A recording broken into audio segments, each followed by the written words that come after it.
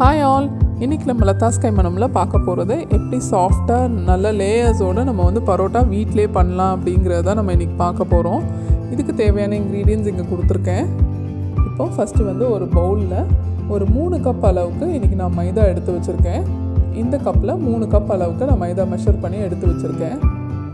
இப்போ இந்த மைதாவோட நம்ம வந்து இந்த மாவுக்கு தேவையான அளவுக்கு உப்பும் அதுக்கப்புறமா சுகரும் ஆட் பண்ணிக்க போகிறோம். சர்க்கரையும் ஒரு 1.5 டீஸ்பூன் அளவுக்கு நான் இன்றைக்கி ஆட் பண்ணியிருக்கேன். இந்த 3 கப்பு மாவுக்கு 1.5 டீஸ்பூன் சுகர் வந்து கரெக்டாக இருக்கும்.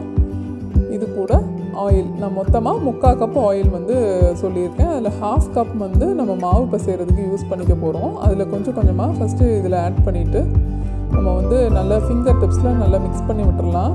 இந்த மாதிரி எல்லா இடத்துலையும் படுற மாதிரி நம்ம இந்த மாதிரி மிக்ஸ் பண்ணி விட்டால் தான் நம்மளோட பரோட்டாஸ் வந்து நல்லா சாஃப்டாக இருக்கும். எல்லா இடத்துலையும் இந்த ஆயில் வந்து ஈவனாக அப்ளை ஆகியிருக்கும்.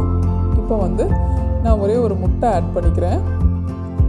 முட்டை வந்து ஆப்ஷனல் தான், நீங்கள் வேணும்னா ஆட் பண்ணிக்கலாம். நான் வெஜிடேரியனாக இருந்தீங்கன்னா முட்டை ஆட் பண்ணிக்கோங்க. ரொம்ப சாஃப்டாக இருக்கும். முட்டை ஆட் பண்ணிங்கன்னா பரோட்டா எக்ஸ்ட்ரா சாஃப்டாக இருக்கும். இல்லைனா முட்டையை மட்டும் ஸ்கிப் பண்ணிவிட்டு நீங்கள் இதே ப்ரொசீஜர்லேயே பண்ணிடலாம். இப்போ அதையுமே நல்லா ஃபிங்கர் டிப்ஸில் மிக்ஸ் பண்ணிவிட்டு அதுக்கப்புறமா நான் வந்து தண்ணி ஆட் பண்ணி ஒரு சாஃப்ட் டோ மாதிரி ரெடி பண்ணிக்க போகிறேன். இப்போ வந்து கொஞ்சம் கொஞ்சமாக தண்ணி ஆட் பண்ணிவிட்டு நம்ம வந்து நல்லா மிக்ஸ் பண்ணி ஒரு சாஃப்ட் டோ மாதிரி ரெடி பண்ணிக்கணும். எந்த அளவு தண்ணி தேவைப்படுமோ பார்த்து ஆட் பண்ணிக்கலாம். ரொம்ப ஆட் பண்ணிட்டோன்னா அதுக்கப்புறம் நம்ம மாவு எக்ஸ்ட்ராவாக ஆட் பண்ணுற மாதிரி இருக்கும். ஸோ பார்த்து தேவையான அளவு தண்ணி ஆட் பண்ணுறேன். இப்போ வந்து நான் ஆட் பண்ணுறது ஆயில். இப்போ வந்து அந்த 1/2 கப் ஆயிலில் வந்து கொஞ்சம் நம்ம ஃபஸ்ட்டே பிசைஞ்சோம் இல்லையா, பேலன்ஸ் இருக்க கொஞ்சம் கொஞ்சமாக இப்படி ஆட் பண்ணிவிட்டு நல்லா அந்த ஆயிலை வந்து இந்த மாவு இழுக்கிற அளவுக்கு நல்லா இன்கார்ப்ரேட் பண்ணி விட்டுறணும். நல்லா அந்த ஆயில் ஆட் பண்ணிவிட்டு கிட்டத்தட்ட ஒரு 5 மினிட்ஸ் வந்து நம்ம பிசைய வேண்டியது இருக்கும். இந்த மாதிரி ஒரு சாஃப்ட் டோ ரெடி பண்ணிடலாம். நம்ம நல்லா ஸ்மூத்தாக இருக்குது பார்த்திங்களா. இந்த மாதிரி ஒரு சாஃப்ட் டோ ரெடி பண்ணதுக்கப்புறமா அதுக்கப்புறமா நம்ம வந்து இதை நல்லா பிசைஞ்சு கொடுக்கணும். இந்த மாதிரி நல்லா ஸ்ட்ரெச் பண்ணி இழுத்து பிசைஞ்சு கொடுத்தா தான் வந்து மாவு நல்லா சாஃப்டாக இருக்கும். இந்த மாதிரி ஃபஸ்ட்டு நல்லா இழுத்து பிசையணும். ஃபஸ்ட்டு நீங்கள் பார்த்தீங்கன்னா அது வந்து பிஞ்சு போகிற மாதிரி இருக்கும். ஆனால் நீங்கள் பிசைய ஆரம்பித்த பிறகு ஒரு 5 to 10 மினிட்ஸ் ஆன பிறகு நல்லா எலாஸ்டிக்காக இருக்கும் உங்களுக்கு மாவு. இப்போ நான் ஒரு 10 மினிட்ஸ் பிசைஞ்ச பிறகு காமிச்சிருக்கேன், அதனால் இவ்வளோ எலாஸ்டிக்காக இருக்குது. இதை வந்து நல்லா பிசைஞ்சிட்டு ஒரு மொத்தமாக ஒரு 15 to 20 மினிட்ஸ் நம்ம வந்து இந்த மாவை பிசைகிற மாதிரி இருக்கும். நல்லா பிசைஞ்சிட்டு இந்த மாதிரி உள்ளே டக் பண்ணி பிசைஞ்சிட்டு கொஞ்சம் ஆயில் ஆட் பண்ணி திருப்பி பிசையணும். நல்லா நம்ம எடுத்து வச்சுருக்க 1/2 கப் ஆயிலையும் வந்து நல்லா இன்கார்ப்ரேட் பண்ணி நல்லா இந்த மாதிரி சாஃப்டாக ஒரு டோ ரெடி பண்ணிக்கலாம். எவ்வளோ சாஃப்டாக இருக்குது பார்த்தீங்களா. இந்த மாதிரி நீங்கள் நல்ல ஒரு டைம் பிசைஞ்சால் தான் வந்து உங்களுக்கு நல்லா சாஃப்டாக இருக்கும் மாவு.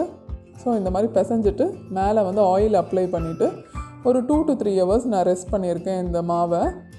இப்போ வந்து ஒரு 2 to 3 ஹவர்ஸ் கழித்து பார்க்கலாம். இப்போ பார்த்திங்கன்னா நம்ம வச்சதை விட ரொம்ப சாஃப்டாக இருக்கும் மாவு. நல்லா எலாஸ்டிக்காகவும் இருக்கும். நம்ம அந்தளவு பிசைஞ்சிருக்கணும். ஒரு 15 to 20 மினிட்ஸ் இந்த மாவு வந்து நல்லா நம்ம பிசைஞ்சால் தான் வந்து இந்தளவு எலாஸ்டிக்காக இருக்கும். இப்போ மாவு எடுத்திங்கன்னா பாருங்கள், பார்த்தீங்களா, இந்த அளவுக்கு எலாஸ்டிக்காக வருதுன்னா வந்து அதை நம்ம வந்து அந்தளவுக்கு அந்த மாவு பிசைஞ்சிருந்தால் தான் வந்து அந்த மாவு அவ்வளோ சாஃப்டாக இருக்கும். ஸோ இப்போ இந்த மாவு வந்து நம்ம ஈக்குவல் போர்ஷன்ஸாக டிவைட் பண்ணிக்க போகிறோம். இந்த மாதிரி நான் காமிச்சிருக்கேன், இந்த 2 ஃபிங்கர்ஸ்க்கு நடுவில் வச்சுட்டு இந்த மாதிரி நம்ம வந்து பிரிச்சுக்கணும். டைரெக்டாக நம்ம சப்பாத்தி மாவு எடுக்கிற மாதிரி எடுக்கக்கூடாது. ஸோ இந்த மாதிரி வச்சு பிரிச்சுட்டு இந்த மாதிரி நான் எடுத்து வச்சுருக்கேன். பால்ஸ் ஈக்குவல் சைஸாக எடுத்து வச்சுருக்கேன். இதை வந்து இப்போ நம்ம வந்து உருட்டிக்க போகிறோம். நல்லா நான் கவுண்டர் டாப்பே வந்து ரெடி பண்ணி நல்லா க்ளீன் பண்ணிவிட்டு இதை வந்து நல்லா உருட்டிக்க போகிறோம். அதுக்கு முன்னால் மற்ற மாவு மேலே கொஞ்சம் லைட்டாக ஆயில் அப்ளை பண்ணிவிட்டு நம்ம மூடி வச்சிடலாம். அதுவும் காயாமல் இருக்கணும் இல்லையா, அதனால் ஜஸ்ட் அதை ஆயில் அப்ளை பண்ணிவிட்டு க்ளோஸ் பண்ணிடலாம். இந்த மாவு வந்து எவ்வளோ தின்னாக உருட்ட முடியுமோ அந்த அளவுக்கு நம்ம தின்னாக உருட்டிக்கணும்.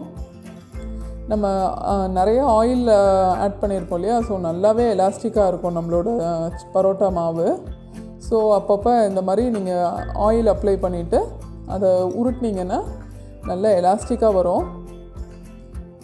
இந்த மாதிரி எல்லா சைடுமே வந்து எவ்வளோ தின்னாக நம்மளால் செய்ய முடியுமோ அந்த அளவுக்கு நம்ம தின்னாக எடுத்துக்கணும். அப்போ தான் வந்து பரோட்டா வந்து நல்ல லேயர்ஸ் நிறைய ஃபார்ம் ஆகும். ஸோ இந்த மாதிரி அப்பப்போ நீங்கள் ஆயில் அப்ளை பண்ணிக்கோங்க. அப்போ தான் வந்து நல்லா எலாஸ்டிக்காக இருக்கும் மாவு.